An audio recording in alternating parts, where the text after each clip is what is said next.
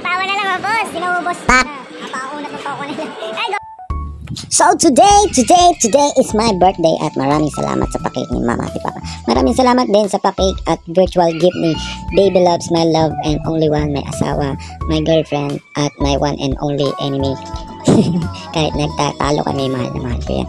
At ayan na nga, meron din siyang gift sa akin na ito yung binuksan ko, helmet. Matagal ko nang binuksan niya kasi na-excite talaga ako nung pagdating pa lang, binuksan ko na agad.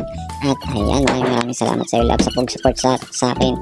Itong gift niya sa akin is for my safety na rin. Binigyan niya ako ng helmet na napakatibay talaga. Ibo yan eh.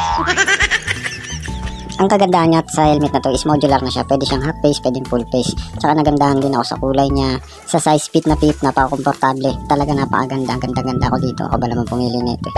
Yun nga kasi pinapili niya ako kung anong gusto ko. Yun din naman yung gusto niya, yung white din talaga. Ang ganda nito sobra. Tapos meron siyang libre na jersey na long sleeve pang rides. At ayan o. Maraming salamat talaga sa iyo, love. For my safety na rin din. Sa iniisip mo, maraming salamat. Kaso hindi talaga tayo makakalayo dahil wala pa rin naman tayong lisensya. Maganda rin yung niya, yung jersey niya kasi terno siya dun sa cup na bili ko. Terno rin siya dun sa may sapatos. Kasi nasadya talaga nila ito eh. Alam niya yung gusto ko eh.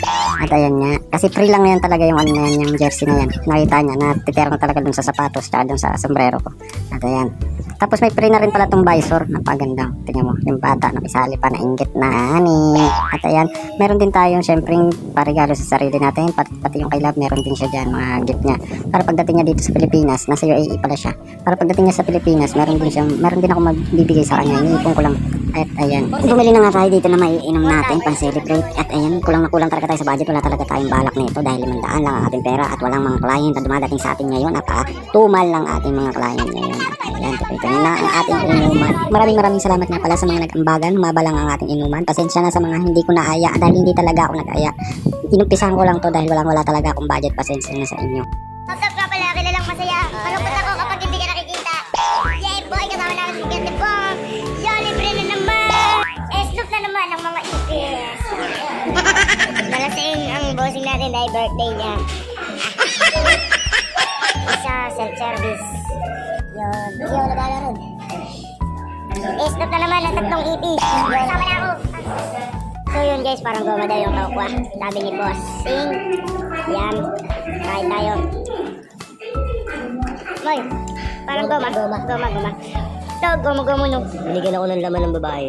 Siguro crush ako.